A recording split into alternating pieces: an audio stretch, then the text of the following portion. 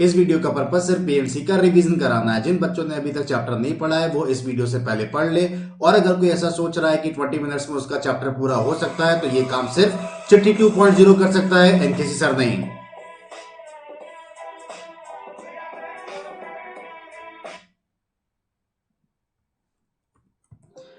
Hello बच्चों, आज के इस वीडियो में मैं पूरी कोशिश करूंगा कि परमुटेशंस एंड कॉम्बिनेशंस चैप्टर में आईआईटी जेईई मेन और एडवांस के सिलेबस को मैं 20 मिनट्स में तुम लोगों को रिवाइज करा सकूं। तुम लोग इस वीडियो को लास्ट तक जरूर देखना, और अगर ये रिवीजन का स्ट्रैटेजी तुम लोग को पसंद आता है तो कमेंट सेक्शन में लिखना मत भूलना। सेशन को लाइक और शेयर जरूर कर देना। तो अपना रिवीजन स्टार्ट करते हैं फंडामेंटल प्रिंसिपल ऑफ काउंटिंग से। सबसे बेसिक प्रिंसिपल होता है काउंटिंग का। जैसा कि हम लोग को मालूम है कि परमुटेशंस एंड कॉम्बिनेशंस में सिर्फ और सिर्फ काउंटिंग ही हम लोगों को हर क्वेश्चन में करनी होती है। तो ये बेसिक प्रिंसिपल काउंटिंग का हम लोगों को बहुत अच्छे से मालूम होना चाहिए। दो प्रिंसिपल होते हैं, एक होता है फंडामेंटल प्रिंसिपल ऑफ मल्टीप्लिकेशन और एक होता है फंडामेंटल प्रिंसिपल ऑफ एडिशन। अब बहुत सारे बच्चों को कंफ्यूजन होता है कि सर हम लोग कब मल्टीप्लाई करते हैं, कब ऐड करते हैं, ये हम लोग को समझ में नहीं आता है। तो इस कंफ्यूजन को हम लोग सिर्फ एक ही लाइन से दूर कर सकते हैं, और वो ये है, परमुटेशंस एंड कॉम्बिनेशंस के हर क्वेश्चन में हम लोगों को एक वर्क अलॉट किया जाता है और लास्ट में हमसे पूछा जाता है कि इस वर्क को अगर हम लोग करना चाहेंगे तो कितने डिफरेंट वेज में कर सकते हैं। जब तक क्वेश्चन में दिया हुआ काम पूरा नहीं होता हम लोग नंबर ऑफ वेज को मल्टीप्लाई करते रहेंगे, लेकिन अगर क्वेश्चन में दिया हुआ काम पूरा हो जाता है तो हम लोग नंबर ऑफ वेज को ऐड करना स्टार्ट कर देंगे। इसको ऐसे याद रखोगे, कभी नहीं भूलोगे। जब तक क्वेश्चन में दिया हुआ काम पूरा नहीं होता हम लोग खुश नहीं होंगे, और खुश नहीं होंगे तो हम लोग सैड रहेंगे, और जब हम लोग सैड रहेंगे तो फिर हम लोग मल्टीप्लाई करना स्टार्ट कर देंगे। तो फंडामेंटल प्रिंसिपल ऑफ मल्टीप्लीकेशन कब वर्क करता है? जब क्वेश्चन में दिया हुआ काम पूरा नहीं होता, और क्वेश्चन में दिया हुआ काम पूरा हो गया तो हम लोग खुश हो जाते हैं, और खुश होने के बाद फिर क्या स्टार्ट कर देते हैं? ऐड करना। एक एग्जांपल से इसको समझते हैं। मान लो हमारे पास ए बी सी डी ये 4 जगह है जाने के लिए, और हम लोगों से बोला जा रहा है in how many ways can we go from A to D. A से बी तक जाने के 2 रास्ते हैं, बी से सी तक जाने के 2 रास्ते हैं, सी से डी तक जाने के 4 रास्ते हैं, बी से डी तक जाने के 3 रास्ते हैं, और ए से डी तक जाने के 2 रास्ते हैं। तो अब अगर मुझे काउंटिंग करनी है कि मैं ए से डी तक कितने डिफरेंट वेज में जा सकता हूं, तो इसको कैसे करेंगे? सबसे पहले हमारे दिमाग में यह आना बहुत जरूरी है कि क्वेश्चन में जो वर्क अलॉट किया है वो ये है कि हम लोगों को ए से डी जाना है। तो जब तक हम लोग ए से डी नहीं पहुंच जाते काम पूरा नहीं होगा और हम लोग खुश नहीं होंगे। चलो अब स्टार्ट करते हैं। सबसे पहले हम लोग ये सोचेंगे कि कितने पॉसिबल तरीके हैं ए से डी तक जाने के। तो देखो, एक तरीका तो मुझे साफ साफ दिखाई दे रहा है ए से डी तक जाने का कि मैं डायरेक्टली ए से डी पहुंच जाऊं। एक तरीका मुझे दिखाई दे रहा है कि पहले मैं ए से बी जाऊं फिर बी से डी आ जाऊं। अच्छा, उसके बाद एक तरीका क्या दिखाई दे रहा है? पहले मैं ए से बी जाऊं, बी से सी जाऊं और सी से डी आ जाऊं। तो ये 3 अलग अलग तरीके मुझे दिखाई दे रहे हैं। अब मैं एक एक पे वर्क करना स्टार्ट करता हूं। ए से डी तक जाने के टोटल कितने तरीके हैं? 2। तो इसका आंसर तो 2 आ जाएगा। जब सिंगल नंबर हमारे पास है तो हमें सोचने नहीं का मल्टीप्लाई करना है कि ऐड करना है। कितना आ जाएगा? 2। आगे सोचना पड़ेगा। अब देखो, ए से बी तक जाने के मेरे पास 2 रास्ते हैं, बी से डी तक जाने के 3 रास्ते हैं। अब मैं 2 और 3 को ऐड करूं या मल्टीप्लाई करूं? तो अब सोचते हैं क्वेश्चन में वर्क क्या दिया था। क्वेश्चन में वर्क दिया था कि ए से डी जाना है। जब तक हम लोग ए से डी नहीं जाएंगे हमारा काम पूरा नहीं होगा, हम लोग खुश नहीं होंगे। जब तक खुश नहीं होंगे हम लोग मल्टीप्लाई करते रहेंगे। तो ए से बी तक जाकर काम पूरा हो गया क्या? नहीं। तो 2 इंटू 3 करना पड़ेगा। सिमिलरली ए से बी 2 रास्ते, बी से सी 2 रास्ते, सी से डी 4 रास्ते। Total number of ways, B पर जाके खुश नहीं हुए, सी पर जाकर खुश नहीं हुए, कब खुश होंगे? डी पर जाकर। तो तब तक हमें मल्टीप्लाई करते रहना है। सो 2 इंटू 2 इंटू 4 कितना हो जाएगा? 16। अब हमें यह सोचना है कि 2, 6 और 16 का क्या करें। तो देखो, क्वेश्चन में वर्क दिया गया था कि मैं ए से डी तक जाऊं। तो फर्स्ट केस में मैं डी तक आ गया, बिल्कुल, मतलब मैं खुश हो गया। सेकंड केस में मैं डी तक आ गया, बिल्कुल, मतलब मैं खुश हो गया। थर्ड केस में मैं डी तक आ गया, बिल्कुल, मतलब मैं खुश हो गया। खुश होने के बाद मैं क्या करता हूं? ऐड। तो 2 + 6 + 16 अपना आंसर कितना हो जाएगा? 24। मतलब ए से डी तक जाने के टोटल नंबर ऑफ वेज कितने हो जाएंगे? 24। सो ऑलवेज रिमेंबर, जब तक क्वेश्चन में दिया हुआ काम पूरा नहीं होता तो बीच में हम लोग जितने भी नंबर ऑफ वेज काउंट करते हैं सबको मल्टीप्लाई करना होता है, और अगर क्वेश्चन में दिया हुआ काम पूरा हो गया तो हम लोगों को ऐड करना पड़ता है। तो ये फंडामेंटल प्रिंसिपल ऑफ मल्टीप्लिकेशन और एडिशन के वर्क करने का बेसिक थॉट है। इसको हम लोग पकड़ के अब चैप्टर में एंट्री करते हैं। तो चैप्टर में एंट्री करने से पहले सबसे पहले मैं तुम लोगों के साथ एक शॉर्टकट डिस्कस करना चाहता हूं, जिसमें रैंक ऑफ ए वर्ड हम लोग को फाइंड करना होता है। देखो, शॉर्टकट के अलावा हम लोगों को एक्चुअल अप्रोच भी मालूम होनी चाहिए। तो एक्चुअल अप्रोच तो हम लोग को मालूम है, लेकिन कई बार जेई मेन में इस तरह के क्वेश्चंस देखे गए हैं जिसमें वर्ड की सीधे रैंक पूछ ली जाती है।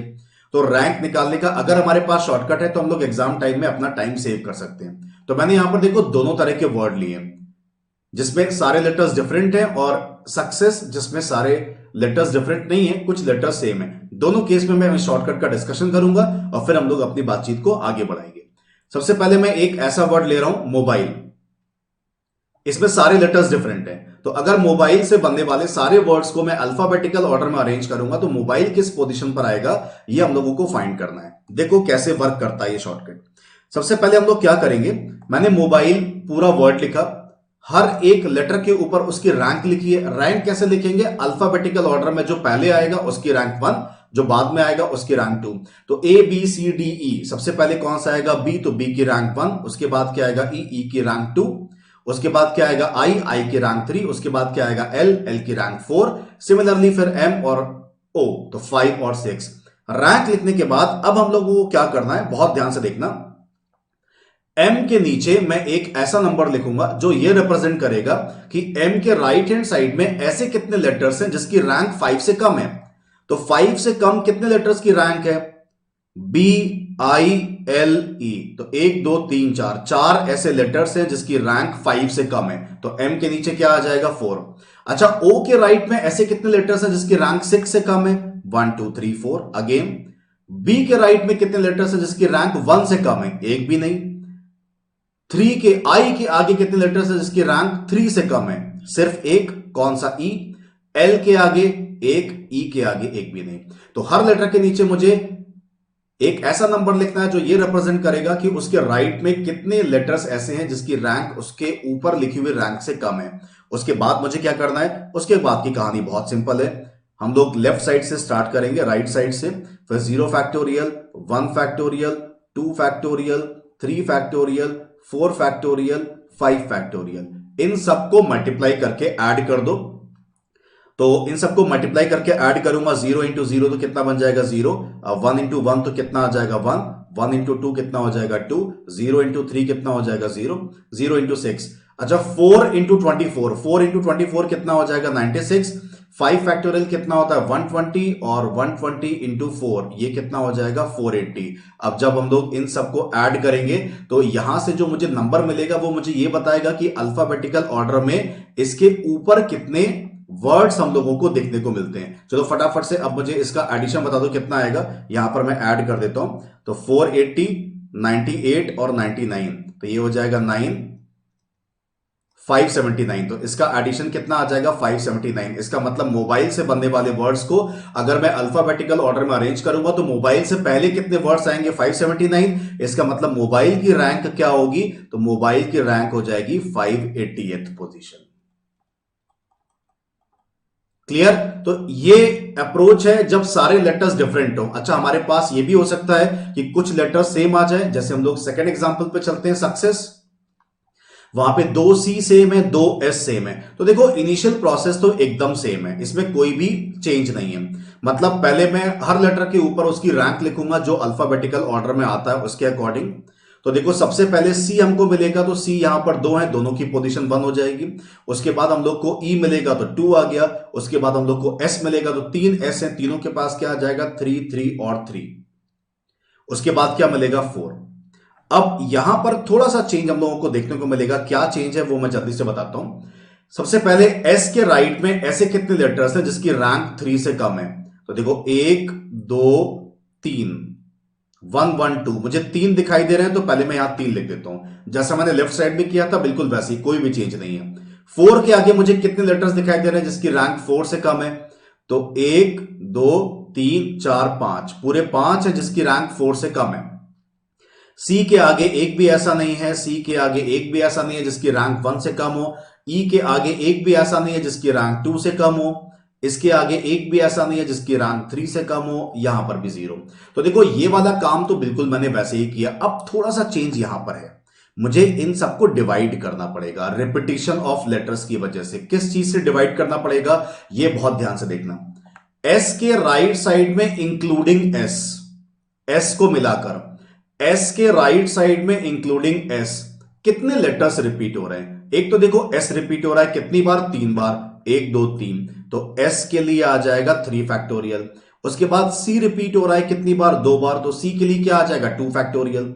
अब u के आगे इंक्लूडिंग u, देखो c रिपीट हो रहा है 2 बार, s रिपीट हो रहा है 2 बार, तो यहां 2 फैक्टोरियल, यहां 2 फैक्टोरियल। अब इसके आगे देखने की जरूरत नहीं है क्योंकि यहां तो 0 है, लेकिन फिर भी मैं बता दे रहा हूं c के आगे इंक्लूडिंग c 2 बार, s 2 बार, तो 2 फैक्टोरियल 2 फैक्टोरियल। इसके आगे सिर्फ s रिपीट हो रहा है, इसके आगे भी सिर्फ s रिपीट हो रहा है, इसके आगे कोई रिपीट नहीं हो रहा, तो जो रिपीट नहीं हो रहा उसको एज इट इज छोड़ दो। अब हमें क्या करना है, इसके नीचे बिल्कुल वही 0 फैक्टोरियल से स्टार्ट करेंगे, राइट हैंड साइड से 1 factorial, 2 factorial, 3 factorial, 4 factorial, 5 factorial, 6 factorial, इन सबको मल्टीप्लाई करके ऐड कर दो। ये 0, ये 0, ये भी 0, ये भी 0 और ये भी 0। फाइनली ये कितना आ जाएगा, ये आ जाएगा 5/4 इंटू 5 फैक्टोरियल मतलब 120। ये कितना आ जाएगा, ये आ जाएगा 3/12 इंटू 720। तो इसको मल्टीप्लाई करेंगे कितना आ जाएगा, ये आ जाएगा 60 और ये बन जाएगा 360 प्लस और ये कितना बन जाएगा 150। यहां से मुझे कितना मिलने वाला है, 0, 510 मिलने वाला है क्या,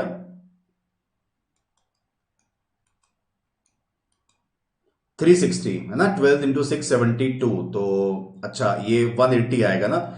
60 इंटू 3 कितना हो जाएगा 180, तो 180 प्लस 150 मुझे कितना मिल जाएगा 330। तो 330 ऐसे वर्ड्स होंगे जो सक्सेस से पहले आएंगे, इसका मतलब सक्सेस की पोजीशन क्या होने वाली है, तो सक्सेस की पोजीशन हो जाएगी 331 पोजीशन। तो देखो ये एक शॉर्टकट है जिससे हम लोग किसी भी वर्ड के रैंक निकाल सकते हैं। अगर सारे लेटर्स डिफरेंट हैं तो लेफ्ट वाली अप्रोच, और अगर कुछ लेटर सेम है तो राइट वाली अप्रोच। अब हम लोग चैप्टर में एंट्री कर रहे हैं। बेसिकली हर एक क्वेश्चन में हम लोग को काउंटिंग करनी है, तो हर एक क्वेश्चन में जब हम लोग पढ़ेंगे परमुटेशंस एंड कॉम्बिनेशंस का, तो हम लोगों को बेसिकली 3 चीजें सोचनी होती है। क्या क्या, पहला, पूरे चैप्टर में 3 बेसिक ऑपरेशंस हैं, एक परमुटेशंस, कॉम्बिनेशंस और डिस्ट्रीब्यूशन। परमुटेशन का मतलब होता है अरेंजमेंट, कॉम्बिनेशन का मतलब होता है सिलेक्शन, डिस्ट्रीब्यूशन का मतलब होता है बांटना। परमुटेशन का मतलब अरेंजमेंट, इधर से उधर करना, कॉम्बिनेशन मतलब सिलेक्शन, सेलेक्ट करना, और डिस्ट्रीब्यूशन का मतलब बांटना। तो क्वेश्चन पढ़ के पहले तो हमें यह समझना होता है कि क्वेश्चन अरेंजमेंट की बात कर रहा है, सिलेक्शन की बात कर रहा है, या बांटने की बात कर रहा है। थोड़ी सी प्रैक्टिस से ये हम लोग सीख सकते हैं। अब इतना ही नहीं, अगर मुझे अरेंज करना है तो ऑब्जेक्ट्स को अरेंज करना होगा, सेलेक्ट करना है तो ऑब्जेक्ट्स को सेलेक्ट करना होगा, डिस्ट्रीब्यूट करना है तो ऑब्जेक्ट्स को डिस्ट्रीब्यूट करना होगा। सारा गेम किसका है, ऑब्जेक्ट्स का। तो जब हम लोग क्वेश्चन पढ़ेंगे तो हमें ऑब्जेक्ट को लेकर एक नहीं 2 बात सोचनी पड़ेगी। कौन कौन सी, पहला, ऑब्जेक्ट जो क्वेश्चन में बातचीत चल रही है वो ऑब्जेक्ट है किस तरह का। तो देखो 3 तरह के ऑब्जेक्ट का डिस्कशन हम लोगों को करना होता है। पहला, सारे ऑब्जेक्ट डिफरेंट हैं, सारे ऑब्जेक्ट आइडेंटिकल हैं, सारे ऑब्जेक्ट मिक्स्ड हैं।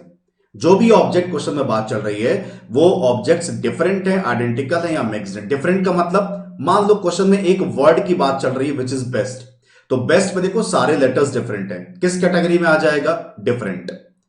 मान लो हमारे पास एक वर्ड है जिसमें चारों लेटर सेम है, B B B B, B को मैंने 4 बार ले लिया है, कौन सी कैटेगरी में आ जाएगा, सारे आइडेंटिकल हैं। मान लो हमारे पास एक वर्ड है मिसिसिपी, कौन सी कैटेगरी में आ जाएगा, मिक्स, क्योंकि देखो MISP ये सब आपस में डिफरेंट है, लेकिन S 4 एक जैसे ले रखे हैं, तो कुछ आइडेंटिकल कुछ डिफरेंट मतलब मिक्स्ड। पहले क्या सोचना है, क्वेश्चन में अरेंजमेंट है, सिलेक्शन है या डिस्ट्रीब्यूशन है। उसके बाद क्या सोचना है, किस तरह की ऑब्जेक्ट की बात की जा रही है, डिफरेंट ऑब्जेक्ट, आइडेंटिकल ऑब्जेक्ट या मिक्स्ड ऑब्जेक्ट। इतना सोचने के बाद अब हमको यह सोचना है कितने ऑब्जेक्ट्स की बात की जा रही है। मान लो किसी क्वेश्चन में बोला है कि 10 ऑब्जेक्ट है, 10 में से 5 को अरेंज करना है, तो इसका मतलब कौन सी बात हो रही है, सम ऑब्जेक्ट्स की। क्वेश्चन में हमसे बोला जा रहा है कि 10 ऑब्जेक्ट है, 10 के 10 को सेलेक्ट करना है, किसकी बात हो रही है, ऑल की। तो टोटल नंबर ऑफ ऑब्जेक्ट्स मान लो हमारे पास 10 हैं और पूरे 10 के साथ अरेंज करना है, सेलेक्ट करना है या डिस्ट्रीब्यूट करना है, मतलब ऑल। और 10 में से कुछ के साथ ऐसा करना है, मतलब सम। मान लो क्वेश्चन ने बोला कि हमारे पास 10 डिफरेंट बॉल्स हैं, उसमें से 4 बॉल्स का सिलेक्शन करना है, तो कितने तरीके से कर सकते हैं, मतलब कौन सी कैटेगरी की बात हो रही है, सम ऑब्जेक्ट्स आर सेलेक्टेड। इतना सोचने के बाद मान लो हमने ये पता कर लिया कि क्वेश्चन में अरेंजमेंट है, सिलेक्शन है या डिस्ट्रीब्यूशन है। उसके बाद ये भी पता कर लिया कि किस तरह के ऑब्जेक्ट्स की बात चल रही है, डिफरेंट ऑब्जेक्ट्स हैं, आइडेंटिकल ऑब्जेक्ट्स हैं, मिक्स्ड ऑब्जेक्ट्स हैं, या और फिर उसके बाद हमने ये भी पता कर लिया कि सारे ऑब्जेक्ट्स की बात चल रही है या कुछ ऑब्जेक्ट्स की बात चल रही है। अब काउंटिंग कैसे करें, तो मैं तुम लोगों को अब काउंटिंग करना सिखाने जा रहा हूं, बहुत ध्यान से देखो। सबसे पहले बात करते हैं सिलेक्शन की। किसी भी क्वेश्चन में अगर सिलेक्शन की बात हो रही है तो based on the type of object तीन कैटेगरी हो सकती है, या तो डिफरेंट ऑब्जेक्ट होगा, या आइडेंटिकल ऑब्जेक्ट होगा, या मिक्स्ड ऑब्जेक्ट होगा। सबसे पहले बात करेंगे हम लोग आइडेंटिकल की। मान लो किसी क्वेश्चन ने बोला कि हमारे पास 10 एक जैसे फ्रूट हैं और सबको सेलेक्ट करना है। कितने तरीके से कर सकते हैं? एक ही तरीके से कर सकते हैं। सारे आइडेंटिकल फ्रूट्स को अगर मुझे सबको सेलेक्ट करना है तो एक ही तरीका है, सबको सेलेक्ट कर लो। अच्छा, आइडेंटिकल के केस में किसी ने मुझसे बोला कि 10 आइडेंटिकल आम हैं और उसमें से 5 को सेलेक्ट करना है, तो भी एक ही तरीका है, क्योंकि अब 5 सारे एक जैसे हैं तो कोई भी 5 उठाओगे तो मुझे पता नहीं चलेगा कि इससे पहले मैंने यही 5 उठाए थे या कोई और 5 उठाए थे। एक ही तरीका। तो आइडेंटिकल तो बहुत आसान है। अगर सारे ऑब्जेक्ट्स आइडेंटिकल हैं तो सिलेक्शन के केस में हर बार आंसर कितना आने वाला है? 1। वो चाहे सबको सेलेक्ट कराए चाहे वो कुछ को सेलेक्ट कराए। अब बात करते हैं हम लोग डिफरेंट की। अगर सारे के सारे डिफरेंट है और मुझे सबको एक साथ सेलेक्ट करना है तो भी आंसर 1 ही आएगा। किसी ने मुझसे बोला कि 10 डिफरेंट फ्रूट्स हैं, सबको सेलेक्ट करना है। अरे एक ही तरीका तो है, जाओ सबको सेलेक्ट कर लो। अच्छा, लेकिन अगर उसमें से कुछ सेलेक्ट करना है तो कहानी डिफरेंट है। मान लेते हैं हमारे पास n ऑब्जेक्ट्स हैं। कितने ऑब्जेक्ट्स हैं? n डिफरेंट ऑब्जेक्ट्स हैं और मैं उसमें से r सेलेक्ट करना चाहता हूं, तो इस केस में जो नंबर ऑफ वेज आएगा वो होगा NCR। अच्छा, NCR का फॉर्मूला हम सबको मालूम ही है, n factorial r factorial n minus r factorial. किसी ने मुझसे बोला कि 10 डिफरेंट टॉयज में से 4 टॉयज का सिलेक्शन करना है। ये काम कितने तरीके से कर सकते हैं? So the answer will be 10C4। 10C4 की वैल्यू कैसे निकालेंगे? फॉर्मूला मैंने लिख दिया है। अब आते हैं मिक्स्ड ऑब्जेक्ट के केस में। अगर ऑब्जेक्ट्स मिक्स्ड हैं और मुझे सबको सेलेक्ट करना है तो आंसर फिर से बनाने वाला है। किसी ने मुझसे बोला कि एक फ्रूट बास्केट है जिसमें तरह तरह के फ्रूट हैं, बताओ पूरी फ्रूट बास्केट में जितने भी फ्रूट्स हैं सबको सेलेक्ट कर दें। कितने तरीके हैं? एक ही तरीका है, पूरी फ्रूट बास्केट उठाओ और ले जाओ। अब बात करते हैं मिक्स्ड ऑब्जेक्ट में जब सम एट ए टाइम की बारी आती है, तो यहां पर हम लोगों को जो हेल्प करता है वो करता है केसेस। जैसे मान लो किसी ने मुझसे बोल दिया कि मेरे पास 10 ऑब्जेक्ट्स हैं और उसमें मिक्स्ड ऑब्जेक्ट है। कैसे ऑब्जेक्ट्स हैं? 10 मिक्स्ड ऑब्जेक्ट हैं और उसमें से मुझे 4 का सिलेक्शन करना है। तो मुझे ये सोचना पड़ता है, जैसे मान लो 3 का सिलेक्शन करना है, 10 ऑब्जेक्ट में से 3 का सिलेक्शन करना है, तो मुझे केसेस बनाने पड़ते हैं। क्या वो लेटर कैसे होंगे? अगर तीनों एक जैसे हैं तो सिलेक्शन का काम अलग होगा। अगर 2 एक जैसे हैं और एक डिफरेंट है तो सिलेक्शन का काम अलग तरीके से होगा, और अगर तीनों डिफरेंट है तो सिलेक्शन का काम अलग तरीके से होगा। तो जब भी मुझे मिक्स्ड ऑब्जेक्ट में से कुछ को सेलेक्ट करना होता है तो हमेशा मेरा साथ कौन देता है? केसेस। केसेस कैसे बनते हैं? लेटर्स किस टाइप के हैं? एक जैसे हैं, अलग अलग हैं, या कुछ एक जैसे हैं या कुछ अलग अलग हैं, जिसको हम लोग आगे क्वेश्चन में एक बार जरूर देखेंगे। अब बात करते हैं अरेंजमेंट की। सिलेक्शन वाला पार्ट खत्म करने के बाद अब हम लोग आ गए अरेंजमेंट पर। ठीक है, अरेंजमेंट में सबसे पहले बात करते हैं, मान लो ऑब्जेक्ट्स आइडेंटिकल हैं और मुझे सबको अरेंज करना है। एक ही तरीका है यार, सब एक जैसे हैं तो किसी को पहले रखो किसी को बाद में रखो, क्या फर्क पड़ता है। मान लो मुझे कुछ अरेंज करने हैं तो भी एक ही तरीका है, सभी तो एक जैसे हैं, कौन से दो हम लोग अरेंज कर रहे हैं कभी पता नहीं चलेगा। ठीक है, अब बात करते हैं यहां पर। मान लो ऑब्जेक्ट्स हमारे पास डिफरेंट हैं और टोटल में कितने ऑब्जेक्ट्स कंसिडर कर रहा हूं? n objects taken all at a time का मतलब है मैं पूरे n उठाना चाहता हूं, तो इस बात का आंसर आएगा n फैक्टोरियल। मतलब अगर किसी ने मुझसे बोला कि 4 डिफरेंट टॉयज को आपस में अरेंज करना है, कितने डिफरेंट तरीके से ये काम कर सकते हैं, तो हमारा आंसर होगा 4 फैक्टोरियल। लेकिन अगर मुझे n ऑब्जेक्ट्स में से r ऑब्जेक्ट्स को अरेंज करना है सम एट अ टाइम, कितने ऑब्जेक्ट्स को अरेंज करना है? r। तो पहले मैं n में से r को सेलेक्ट करूंगा और r सेलेक्टेड ऑब्जेक्ट्स को अरेंज कर दूंगा। इसी फॉर्मूले को हम लोग npr भी बोलते हैं, लेकिन npr से बेटर मैं इस प्रोसेस को समझता हूं जिसमें पहले सेलेक्ट करो फिर अरेंज करो। मान लो किसी ने बोला 10 डिफरेंट ऑब्जेक्ट्स हैं, उसमें से 4 डिफरेंट ऑब्जेक्ट को सेलेक्ट करना है, तो पहले 10 में से 4 सेलेक्ट कर दो 10C4 और फिर 4 को अरेंज कर दो इंटू 4 फैक्टोरियल, अपना काम खत्म। अब आते हैं मिक्स्ड पर। मिक्स के केस में अगर मुझे सबको अरेंज करना है तो तरीका क्या होता है, इसको मैं तुम लोग को एग्जांपल से बताता हूं, एकदम सबको याद आ जाएगा। मान लो हमारे पास एक वर्ड है एप्पल, किसी ने मुझसे बोला कि इसके सारे लेटर्स को अरेंज करके दिखाओ।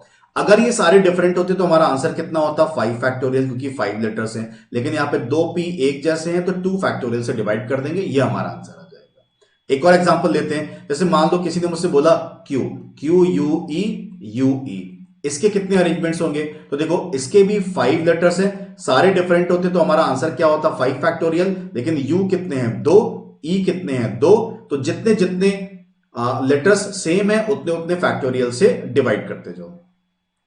Taken some at a time वाला केस बिल्कुल सेम है जैसा सिलेक्शन में था, मुझे यहां पर केसेस बनाने पड़ेंगे। मान लो 10 में से मुझे 3 को अरेंज करना है, तो वो डिपेंड करेगा कि 3 एक जैसे हैं, 2 एक जैसे हैं, या एक डिफरेंट है उसमें से, या तीनों डिफरेंट हैं। ये इस पूरी बात पर डिपेंड करेगा। ठीक है, चलो अब हम लोग एक एग्जांपल देखते हैं मिक्स्ड में से सम एट अ टाइम वाला। मान लो हमारे पास एक वर्ड है मिसिसिपी, पहले केस में पूछा गया है 4 लेटर्स का सिलेक्शन कितने तरीके से हम लोग कर सकते हैं। दूसरे केस में हमसे पूछा गया है मिसिसिपी में से 4 लेटर वर्ड्स का फॉर्मेशन हम लोग कितने कर सकते हैं।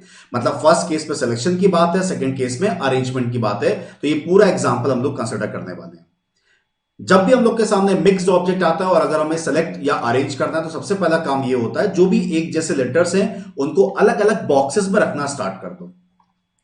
जैसे मान लो मेरे पास 4 आई हैं तो मैंने इसको एक बॉक्स में रख दिया, 4 एस है तो इसको एक बॉक्स में रख दिया, 2 पी है तो इसको मैंने एक बॉक्स में रख दिया, एक एम को मैंने अलग कर दिया। उसके बाद क्या करना होता है, अब देखो मैंने कहा था केसेस बनेंगे, टाइप ऑफ लेटर पर डिपेंड करेगा। मैं कितने लेटर सेलेक्ट करने वाला हूं, 4, तो मैं 4 लेटर्स के जो भी पॉसिबल टाइप्स है वो सब लिखूंगा। जैसे सबसे पहले चारों लेटर्स एक साथ एक जैसे हो सकते हैं, बिल्कुल हो सकता है 3 एक जैसे हो, एक डिफरेंट हो, बिल्कुल हो सकता है 2 एक जैसे हो और 2 एक जैसे हो लेकिन आपस में अलग हो, जैसे आई आई एस एस। हो सकता है 2 एक जैसे हो, 2 डिफरेंट हो सकता है चारों डिफरेंट हो। ठीक है, अब इसकी काउंटिंग करने के लिए मुझे यह सोचना पड़ेगा कि फर्स्ट केस में जैसे मुझे चारों अलाइक चाहिए, तो चारों अलाइक देने का काम कितने बॉक्स कर सकते हैं, 2 बॉक्स कर सकते हैं ना। तो उन दोनों बॉक्स में से मैं एक बॉक्स सेलेक्ट कर लूंगा, काम खत्म हो जाएगा। सिर्फ बॉक्स का सिलेक्शन करना है क्योंकि उसके अंदर तो लेटर्स आइडेंटिकल है, लेटर्स निकालने का तो एक ही तरीका होगा। तो इन दोनों डिब्बों में से देखो यहां पर 2 बॉक्सेस हैं, इन दोनों बॉक्सेस में से मैं एक बॉक्स का सिलेक्शन करूंगा, उसमें से चारों लेटर्स निकाल दूंगा, काम खत्म हो जाएगा। अब देखो 3 अलाइक और 1 डिफरेंट, तो ये बताओ 3 अलाइक देने का काम कितने डिब्बे कर सकते हैं, फिर से 2। इन तीनों में से मैं एक डिब्बा सेलेक्ट करूंगा और उसमें से मैं 3 लेटर निकाल दूंगा, तो एक डिब्बा तो अपने लिए हो गया बेकार। अभी मुझे एक डिफरेंट चाहिए, है ना, तो बाकी बचे 3 में से मैं एक और डिब्बा सेलेक्ट करके उसमें से एक लेटर निकाल दूंगा। तो मैंने क्या किया, पहले मेरे पास 3 अलाइक लेटर देने का काम 2 बॉक्स कर रहे थे, है ना, कौन कौन से, ये दोनों बॉक्स। तो इन दोनों में से मैंने एक बॉक्स को सेलेक्ट किया, उसमें से 3 लेटर्स निकाल लिए, बाकी बचे 3 बॉक्स में से एक बॉक्स सेलेक्ट किया, उसमें से मैंने एक लेटर निकाल लिया। अब देखो 2 अलाइक 2 अलाइक 2 अलाइक देने का काम यहां पर 3 बॉक्स कर सकते हैं, तो इस बार मुझे 3 बॉक्सेस का सिलेक्शन करना पड़ेगा। क्यों, सॉरी 3 में से 2 बॉक्स का सिलेक्शन करना पड़ेगा, क्यों, क्योंकि दोनों बॉक्स से मैं अलग अलग 2 लेटर्स निकालता हूं। अच्छा, उसके बाद 2 अलाइक और 2 डिफरेंट, तो 2 अलाइक देने का काम 3 बॉक्स कर सकते हैं, तो 3 बॉक्स में से मैं एक बॉक्स सेलेक्ट करूंगा, उसमें से 2 अलाइक लेटर निकाल के वो बॉक्स साइड में कर दूंगा। बाकी बचे 3 बॉक्सेस में से मुझे 2 बॉक्स को सेलेक्ट करना पड़ेगा ताकि मैं उन दोनों से एक एक अलग अलग लेटर निकाल पाऊं। जब चारों डिफरेंट चाहिए तो मुझे चारों बॉक्स को सेलेक्ट करना पड़ेगा और चारों से एक एक निकालना पड़ेगा। अब देखो मैं यहां पर किस तरह की बात कर रहा हूं, इसका आंसर 2 आएगा, इसका आंसर 6 आएगा, ये 3 हो जाएगा, ये कितना हो जाएगा 9 हो जाएगा, और ये कितना हो जाएगा 1। ठीक है, अब देखो मैं यहां पर एग्जांपल तुम लोग को लिख के दिखाता हूं। यहां पे चारों अलाइक का मतलब है मैं चारों एक जैसे लेटर चाहता हूं, 3 अलाइक का मतलब है मैं 3 एक जैसा चाहता हूं, एक डिफरेंट चाहता हूं। यहां पे 2 एक जैसे 2 एक जैसे, तो SSPP एग्जांपल लिख के दिखा रहा हूं। यहां पे 2 अलाइक 2 डिफरेंट मतलब SSPM, यहां पे चारों डिफरेंट मतलब ISPM। इस तरह का सिलेक्शन मैंने किया है। अभी तो सिलेक्शन किया है, अब आते हैं अरेंजमेंट पर। मैं तुम लोग को अभी बताया था जब भी अरेंजमेंट करना हो पहले सेलेक्ट करो उसके बाद अरेंज करो, है ना। तो अगर मुझे इस टाइप का अरेंजमेंट करना है तो नंबर ऑफ सिलेक्शंस कितने, यहां पर नंबर ऑफ सिलेक्शंस हैं 2। अरेंजमेंट कितने होंगे, अब देखो चारों एस एक जैसे हैं तो 4 फैक्टोरियल बाई 4 फैक्टोरियल दो ही तरीके से अरेंज होगा। इसके नंबर ऑफ सिलेक्शंस कितने 6, लेकिन इस तरह के लेटर्स को अगर मुझे अरेंज करना हो तो 4 फैक्टोरियल बाई 3 फैक्टोरियल ये कितना आ जाएगा 24। यहां पर सिलेक्शंस कितने 3, लेकिन इस तरह का मुझे अगर अरेंज करना हो तो 4 फैक्टोरियल 2 फैक्टोरियल 2 फैक्टोरियल 24/4 कितना हो जाएगा 6 इंटू 3 कितना हो जाएगा 18। लेकिन अगर मुझे इस तरह का अरेंज करना हो तो ये हो जाएगा 9 4 फैक्टोरियल अपॉन 2 फैक्टोरियल 24/2 कितना हो जाएगा 12। 12 इंटू 9 कितना हो जाएगा 108। लास्ट में सिलेक्शन तो एक ही है लेकिन अरेंजमेंट फैक्टोरियल 4 होगा क्योंकि चारों लेटर्स यहां पर डिफरेंट है। ये कितना आ जाएगा 24।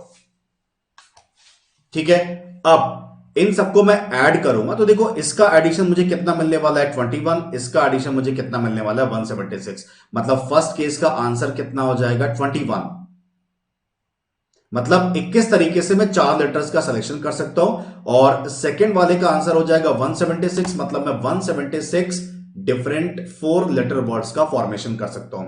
तो इसके बाद एक दो एग्जांपल जब तुम लोग अपने आप सॉल्व करोगे तो ये कंसेप्ट एकदम क्लियर हो जाएगा। ठीक है, अब डिस्कशन को आगे बढ़ाते हैं। सिलेक्शन और अरेंजमेंट के पूरे ब्लॉक को अच्छे से समझने के बाद अब मैं तुम लोग को बताता हूं कि जब हम लोग सिलेक्शन अरेंजमेंट पढ़ते हैं तो 3 तरह के स्पेशल मेथड हम लोगों को बीच बीच में एनकाउंटर होते हैं। एक होता है बॉक्स मेथड, एक होता है गैप मेथड और एक होता है जब हम लोग नो टू आर कंसेक्यूटिव की बात कर रहे होते हैं। एक एक करके मैं समझाता हूं। बॉक्स मेथड हम लोग कब यूज करते हैं? बॉक्स मेथड यूज करते हैं जब हम लोगों को किसी अरेंजमेंट में ऑब्जेक्ट्स को साथ में रखना होता है। गैप मेथड कब यूज करते हैं? जब हम लोगों को किसी अरेंजमेंट में कुछ ऑब्जेक्ट्स को सेपरेट रखना होता है। So box method is used when objects are to be kept together. Gap method मतलब objects are to be kept separated, अलग अलग। ये दोनों मेथड काम कैसे करते हैं पहले मैं ये बताता हूं इस एग्जांपल के through. Find the number of words, those can be found by using all letters of the word assessment if all S are together. तो देखो फर्स्ट वाले केस में सारे S को एक साथ रखना है तो इसमें हम लोग क्या करते हैं ASSSSEMENT ये हमारा वर्ड है। तो हम लोग चारों S को उठाकर एक ही बॉक्स में बंद करके उस बॉक्स को एक ऑब्जेक्ट काउंट करेंगे और इन सबको अरेंज कर देंगे। तो 1 2 3 4 5 6 7 फैक्टोरियल, लेकिन ई तो दो अलग अलग है ना तो यहां पर कितना आ जाएगा 2 फैक्टोरियल इंटू उसके बाद बॉक्स का इंटरनल अरेंजमेंट। चारों एस एक जैसे होने की वजह से बॉक्स का इंटरनल अरेंजमेंट कितना हो जाएगा 1। तो फर्स्ट केस में हमारा ये आंसर आ जाएगा। अब ये जो भी आंसर आए इसको अपने आप कर लेना 5040/2 कितना हो जाएगा कर ही देते हैं। ये हो जाएगा 25 और ये हो जाएगा 20। सेकेंड केस की अगर मैं बात करूं जहां पे एस हम लोगों को सेपरेट करना होता है तो इसमें क्या होता है एस को सेपरेट अगर मैं करना चाहता हूं तो जिन ऑब्जेक्ट को सेपरेट करना है उसको छोड़ के पहले बाकी ऑब्जेक्ट्स को अरेंज कर दो। तो बाकी ऑब्जेक्ट्स क्या बचते हैं हमारे पास AEMENT। इन सबका अरेंजमेंट कितने तरीके से होगा 7 फैक्टोरियल बाई 2 फैक्टोरियल। इसको अरेंज करने के बाद अब मेरा अगला स्टेप होता है कि ये गैप कितने बना रहा है। तो देखो 1 2 3 4 5 6 7 गैप 1 2 3 4 5 6 7 AEMENT। अच्छा 6 ही तो है, ये 7 नहीं है, ये 6 है। देखो 1 2 3 4 5 6 इन सबको अरेंज करना है तो कितना आ जाएगा 6 फैक्टोरियल बाय 2 फैक्टोरियल। अब ये 6 लेटर्स कितना गैप बना रहे हैं 7 गैप बना रहे हैं। एस कितने हैं 4। तो ये बताओ 7 गैप में 4 एस अगर रखोगे तो पहले मैं गैप को सेलेक्ट करूंगा। 7 गैप में से मैंने 4 गैप को सेलेक्ट कर लिया। उन 4 गैप में एस को रखने का एक ही तरीका है क्योंकि सारे एस आइडेंटिकल हैं। अगर डिफरेंट होते तो 4 फैक्टोरियल आ जाएगा, सेम है तो 1 आ जाएगा। क्लियर? तो इस तरह से बॉक्स मेथड और गैप मेथड वर्क करता है। ये हम लोगों को हमेशा हमेशा मालूम होना चाहिए। So this is how box method works, this is how gap method works. Gap method use करते हैं जब हम लोगों को ऑब्जेक्ट सेपरेट करने होते हैं, बॉक्स मेथड यूज करते हैं जब हम लोग को ऑब्जेक्ट एक साथ रखने होते हैं। अब इसी में एक कंसेप्ट हम लोग को देखने को मिलता है नो टू आर कंसेक्यूटिव। हम लोगों से बार बार घुमा फिरा के क्वेश्चंस आते हैं कि एक लाइन में 10 आदमी बैठे हैं, उसमें से 4 को सेलेक्ट करना है इस तरह से कि कोई भी 2 कंसेक्यूटिव ना हो। या 3 को सिलेक्ट करना है तो उसमें से कोई भी 2 कंसेक्यूटिव ना हो, मतलब लगातार सेलेक्ट नहीं करना है, एक एक छोड़ के सेलेक्ट करना है। तो इसके लिए हमारे पास एक बहुत प्यारा सा फॉर्मूला है, इसको हम लोग यूज करते हैं, आंसर धड़ाक से आ जाता है, कुछ भी सोचने की जरूरत नहीं। मान लो हमारे पास n पर्सन्स बैठे हुए हैं, उसमें से मुझे r पर्सन सेलेक्ट करने हैं such that no two of them are consecutive. तो n minus r plus 1 CR apply करूंगा, सीधे हमारा आंसर आ जाएगा, काम खत्म हो जाएगा। ठीक है, अब हम लोग अपने तीसरे मेथड पर आते हैं जो है डिस्ट्रीब्यूशन। मुझे ऑब्जेक्ट्स को बांटना है लोगों में, है ना। तो अब अगर ऑब्जेक्ट्स को बांटना है तो यहां पर बांटने की काउंटिंग 2 चीजों पर डिपेंड करती है, ऑब्जेक्ट कैसा है, रिसीवर कैसा है। तो ऑब्जेक्ट डिफरेंट हो सकता है, रिसीवर डिफरेंट हो सकता है, तो इसमें कंसेप्ट अलग लगेगा। ऑब्जेक्ट डिफरेंट हो सकता है, रिसीवर आइडेंटिकल हो सकता है, कंसेप्ट अलग लगेगा। Object identical, receiver different, concept अलग लगेगा। Object identical, receiver identical, concept अलग लगेगा। जो भी कंसेप्ट लगेगा मैंने तुम लोग को बता दिया है। सबसे पहले अगर ऑब्जेक्ट डिफरेंट है, रिसीवर भी डिफरेंट है, इस वाले केस में ना ऑब्जेक्ट भी डिफरेंट है, रिसीवर भी डिफरेंट है, कोई कंडीशन नहीं है, जिसको जितने मन चाहे ऑब्जेक्ट बांट दो, इसका आंसर फिक्स होता है, इट इज r की पावर n। यहां पर r है नंबर ऑफ रिसीवर्स और n है नंबर ऑफ ऑब्जेक्ट्स। मान लो n ऑब्जेक्ट्स को r लोगों में बांटना है विदाउट एनी कंडीशन, तो हर ऑब्जेक्ट के पास r ऑप्शंस होंगे, r कितनी बार मल्टीप्लाई हो जाएगा, n टाइम्स, काम खत्म। लेकिन अगर कंडीशन है तो डिफरेंट ऑब्जेक्ट्स को डिफरेंट रिसीवर में बांटो या डिफरेंट ऑब्जेक्ट्स को आइडेंटिकल रिसीवर्स में बांटो, हमें ग्रुप डिस्ट्रीब्यूशन मेथड लगाना पड़ता है। क्या होता है ग्रुप डिस्ट्रीब्यूशन मेथड, अभी मैं थोड़ी देर तुम लोगों को बताऊंगा। अच्छा, अब आइडेंटिकल ऑब्जेक्ट्स को अगर डिफरेंट ऑब्जेक्ट्स में बांटोगे तो हमको लड्डू भिखारी कंसेप्ट का यूज करना पड़ता है। यह सबसे आसान है। अगर आइडेंटिकल ऑब्जेक्ट्स को आइडेंटिकल रिसीवर में बांटोगे तो डायरेक्ट काउंटिंग से काम चल जाता है, सिर्फ गिनना पड़ता है, इसको 2 मिले, इसको 3 मिले, इसको 1 मिला। तो डायरेक्ट काउंटिंग मुझे तुम लोगों को सिखाने की जरूरत नहीं है, ये तुम लोग बहुत अच्छे से कर सकते हो। अब हमारे सामने 2 चीजें सीखने के लिए हैं, एक ग्रुप डिस्ट्रीब्यूशन कैसे काम करता है, दूसरा लड्डू भिखारी कंसेप्ट कैसे काम करता है। अब आते हैं ग्रुप डिस्ट्रीब्यूशन पर। इसमें क्या होता है, हम लोग 2 स्टेप प्रोसेस यूज करते हैं। कौन कौन से? सबसे पहला होता है ग्रुप बनाओ इनटू डिस्ट्रीब्यूट कर दो। तो ग्रुप कैसे बनाते हैं ये मैं तुम लोगों को सिखाने वाला हूं। डिस्ट्रीब्यूशन तो हम लोग को आता ही है, बहुत ध्यान से देखना। 12 different toys are to be distributed to 3 children. Children में बांटना है मतलब इंसानों में बांटना है, इंसान हमेशा डिफरेंट कंसिडर किए जाते हैं इक्वली। मतलब क्वेश्चन हम लोगों से कह रहा है कि 12 डिफरेंट टॉयज को 3 लोगों में बांटना है इक्वली, मतलब 4 4 और 4। तो पहले मैं क्या करूंगा, 12 डिफरेंट टॉयज के 4 ग्रुप बनाऊंगा, सॉरी 3 ग्रुप बनाऊंगा, जिसमें एक ग्रुप में 4 टॉय होंगे, एक ग्रुप में 4 टॉय होंगे, एक ग्रुप में 4 टॉय होंगे। ये काम कैसे करते हैं, बहुत ध्यान से देखो। टोटल नंबर ऑफ ऑब्जेक्ट्स को डिवाइड कर देते हैं ग्रुप साइज के फैक्टोरियल से, तो 4 फैक्टोरियल, 4 फैक्टोरियल और 4 फैक्टोरियल। ठीक है, अब देखते हैं कितने ग्रुप्स का साइज सेम है। जैसे यहां पे इसका ग्रुप साइज 4 है, इसका भी ग्रुप साइज 4 है, इसका भी ग्रुप साइज 4 है, तो 3 ग्रुप्स का साइज यहां पर क्या है, सेम। तो यहां पर एक 3 फैक्टोरियल और लगा देते हैं इसकी काउंटिंग को बैलेंस करने के लिए, इनटू। अब मेरे पास कितने ग्रुप है, मेरे पास 3 ग्रुप है, बच्चे भी कितने, 3, तो 3 ग्रुप को 3 बच्चों में बांटने का काम 3 फैक्टोरियल नंबर ऑफ डेज में। तो बेसिकली हम लोगों को यह फॉर्मूला देखना था कि अगर मुझे ग्रुप बनाना हो तो किस तरह से फॉर्मूला वर्क करता है। टोटल नंबर ऑफ ऑब्जेक्ट्स का factorial divided by group sizes का फैक्टोरियल। जितने ग्रुप्स का साइज सेम है उतने फैक्टोरियल से डिवाइड करते चलो, ताकि नीचे वाली जो एक्स्ट्रा काउंटिंग होती है वो बैलेंस होती जाए। बाकी डिस्ट्रीब्यूशन हम लोगों को अच्छे से आता है। 3 ग्रुप को, तीनों डिफरेंट ग्रुप हैं क्योंकि टॉयज डिफरेंट है, तो 3 डिफरेंट ग्रुप्स को 3 बच्चों में बांटना है। कितने तरीके से बांट सकते हैं, फैक्टोरियल 3 नंबर ऑफ वेज में। अब आते हैं लड्डू भिखारी कंसेप्ट पे। लड्डू भिखारी कंसेप्ट कैसे, कब लगता है? लड्डू भिखारी कंसेप्ट तब लगता है जब हम लोगों को आइडेंटिकल ऑब्जेक्ट्स को डिस्ट्रीब्यूट करना होता है, किसमें, डिफरेंट रिसीवर्स में। तो जब हम लोग आइडेंटिकल ऑब्जेक्ट्स को डिफरेंट रिसीवर्स में बांटते हैं तो आइडेंटिकल ऑब्जेक्ट्स को हम लोग मान लेते हैं कि ये लड्डू हैं, और डिफरेंट ऑब्जेक्ट्स को हम लोग मान लेते हैं, डिफरेंट रिसीवर्स को हम लोग मान लेते हैं कि ये भिखारी हैं। भिखारी मतलब इंसान, इंसान हमेशा डिफरेंट रहेगा। लड्डू एक जैसे होते हैं, जैसे 1 किलो मोतीचूर के लड्डू लाएंगे तो वो सारे एक जैसे होंगे।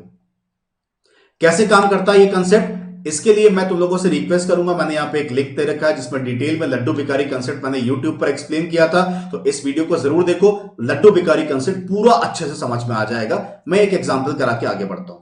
12 identical toys are to be distributed to 3 children in how many ways this can be done। मतलब कितने लड्डू मेरे पास हैं 12 लड्डू।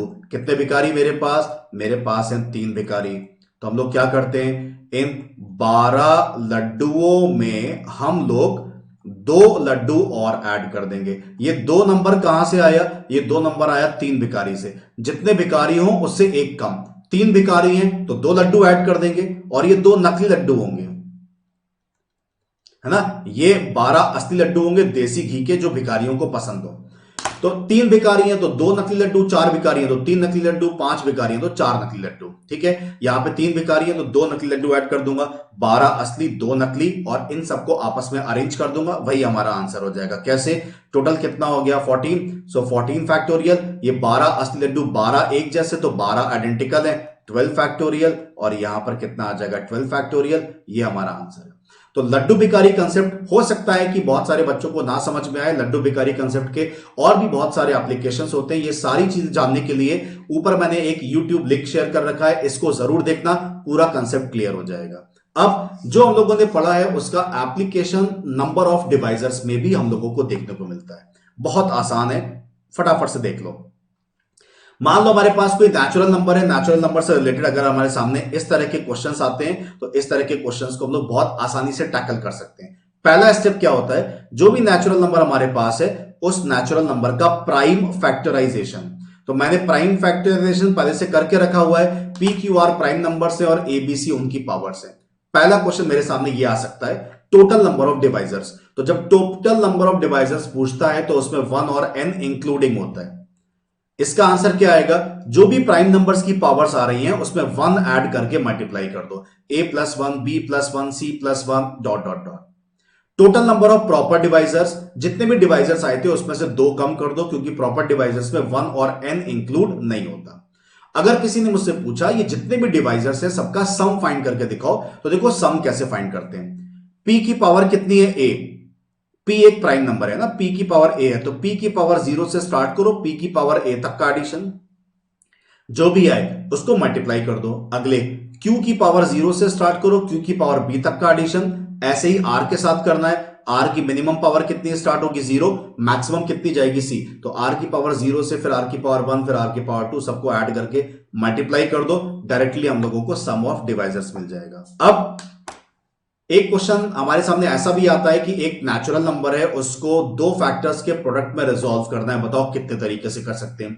अब ये डिपेंड करता है कि n कैसा नंबर है। n अगर परफेक्ट स्क्वायर है तो कहानी अलग, परफेक्ट स्क्वायर नहीं है तो कहानी अलग। मैं दोनों केस बता देता हूं। अगर n परफेक्ट स्क्वायर नहीं है तो total number of divisors divided by 2। If n is not a perfect square, total number of divisors divided by 2। लेकिन n अगर परफेक्ट स्क्वायर है तो total number of divisors +1 divided by 2। n अगर perfect square है तो total number of divisors +1 divided by 2। मतलब एक example ले लेते हैं, n अगर मान लो कहीं 36 दिख गया मुझे, तो 36 परफेक्ट स्क्वायर है, तो टोटल नंबर ऑफ डिवाइजर्स में 1 ऐड करूंगा और 2 से डिवाइड करूंगा। अच्छा, इसी क्वेश्चन में एक छोटा सा चेंज भी कर देते हैं। वो बोलते हैं कि मुझे n को 2 फैक्टर्स के प्रोडक्ट में रिजॉल्व करना है, लेकिन दोनों फैक्टर्स को प्राइम होने चाहिए, दोनों के बीच में HCF कितना होना चाहिए 1। इसका आंसर तो बड़ा सिंपल है, 2 की पावर n-1। अच्छा, यहां पर n क्या रिप्रेजेंट करता है, small n। Small n represent करता है कि कैपिटल N में जब मैंने फैक्टराइज किया था तो कितने डिफरेंट प्राइम नंबर्स मिल रहे हैं। मान लो 2 आया, 3 आया, 5 आया, 7 आया, तो स्मॉल n की वैल्यू कितनी हो जाएगी 4, क्योंकि 4 डिफरेंट प्राइम नंबर्स मुझे मिले थे, 2, 3, 5 और 7। ठीक है, तो नंबर ऑफ डिवाइजर्स में ये फॉर्मूले हमारे लिए बहुत हेल्पफुल होते हैं। इनका डेरिवेशन क्या है, इनका कंसेप्ट क्या है, तो जब ये चैप्टर तुम लोगों ने अपने अपने इंस्टीट्यूट्स में डिटेल में पढ़ा होगा तो डेफिनेटली ये सब चीजें देखी होंगी। आज के इस वीडियो का पर्पस सिर्फ और सिर्फ परमुटेशंस एंड कॉम्बिनेशंस का रिवीजन कराना है। सर्कुलर परमुटेशन की बात करते हैं। सर्कुलर परमुटेशन और लीनियर परमुटेशन में सिर्फ एक बात का अंतर होता है, रेफरेंस का। लीनियर परमुटेशन में रेफरेंस पहले से ही रहता है कि ये लेफ्ट है, कि ये राइट है, कि ये बीच वाला है। सर्कुलर परमुटेशन में रेफरेंस नहीं होता। तो जब पहला ऑब्जेक्ट अपनी जगह लेता है सर्कुलर परमुटेशन में, तब रेफरेंस क्रिएट होता है, फिर वो लीनियर में कन्वर्ट हो जाता है। अब जैसे मुझे मान लो n ऑब्जेक्ट्स को एक लाइन में अरेंज करना हो, तो आंसर क्या आ जाएगा, n फैक्टोरियल। लेकिन n ऑब्जेक्ट्स को अगर मुझे एक सर्कल में अरेंज करना हो, तो जो n ऑब्जेक्ट्स में पहला ऑब्जेक्ट है उसके पास बैठने के लिए एन ऑप्शंस नहीं है, उसके पास बैठने के लिए एक ही ऑप्शन है, क्योंकि सर्कल की वजह से सब कुछ सिमेट्रिकल है। अरे कहीं जाके बैठ जाए क्या फर्क पड़ता है ना। तो पहला जाके बैठेगा एक तरीके से, जैसे ही वो बैठेगा रेफरेंस क्रिएट हो जाएगा, बाकी n-1 ऑब्जेक्ट्स को बैठने के लिए क्या हो जाएगा, n-1 फैक्टोरियल।